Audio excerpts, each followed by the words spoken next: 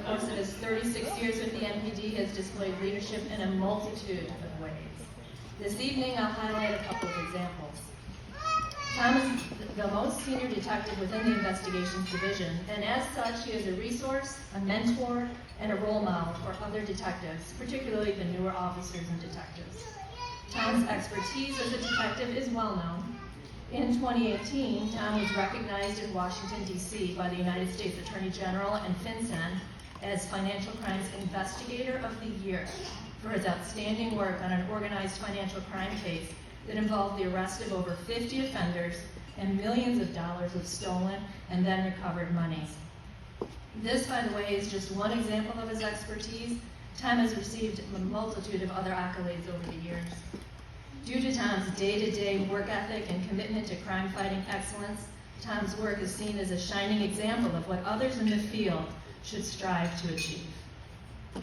Secondly, Tom is one of the founding members of the Naperville Fraternal Order of Police, and since 1988 has served in a variety of different leadership roles within the union, including trustee and vice president. On any given day, Tom provides guidance to officers of all levels and all tenures regarding the day-to-day operations of our police department. In short, Tom has assisted the entire department. As a member of the FOP Executive Board, Tom volunteered his own time day after day, year after year, answering and returning phone calls from and to anyone and everyone whenever a problem arose, and often, of course, in the middle of the night. Tom's experience is not only valued and trusted by his colleagues and supervisors, but due to his strong moral character and incomparable sense of responsibility, it is also admired.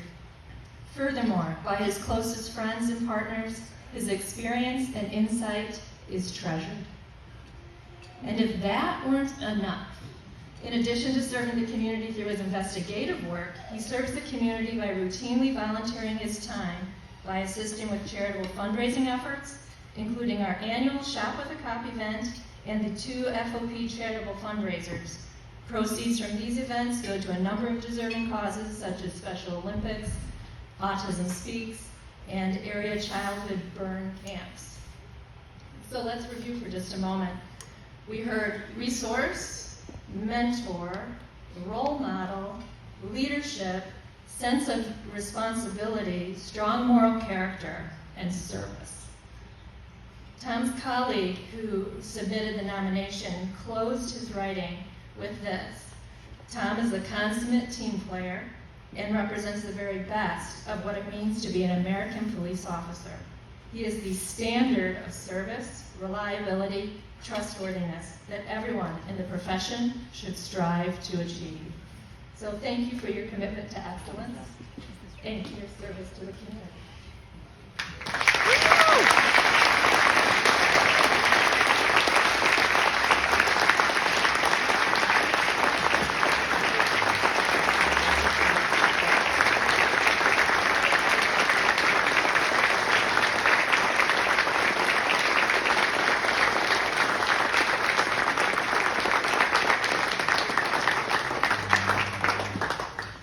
Thanks, everyone. I'm not looking for a public speaker, and I'm not going to talk long. I already told them that, so I'm sure you're happy about that.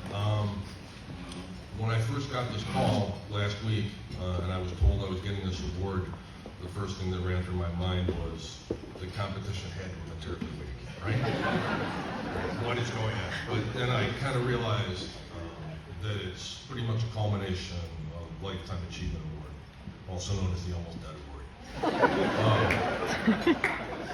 But then I realized I've got to put this uniform on. I mean, who wants to pass up a chance to put this snappy clip on tie?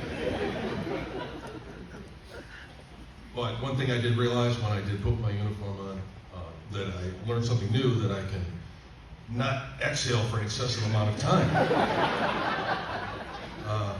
But seriously, I started back in 1986. I'm not sure how many people were born then.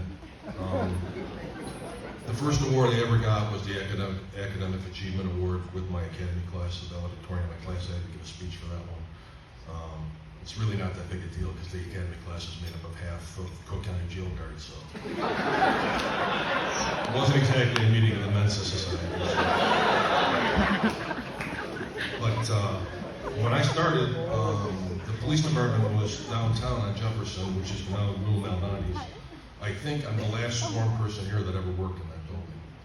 So, it's passing on. I've been a detective for 28 years, hard to believe. A financial crimes detective, which for some reason some people don't like to do financial crimes, but I'm telling you, it's probably one of the most exciting jobs you can have. I mean, it takes you all over the country, especially working for this department, because they're willing to let you follow your cases wherever they go.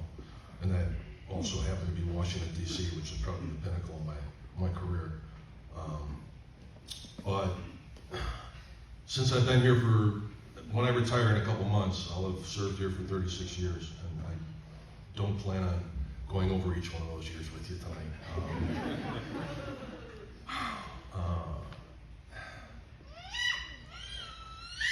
I would like to say that I've been here so long that I've seen the pendulum swing back and forth.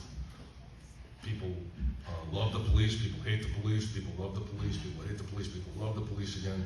I just want everybody to know that it still has a long way to go, that you chose this career to just stay the course. I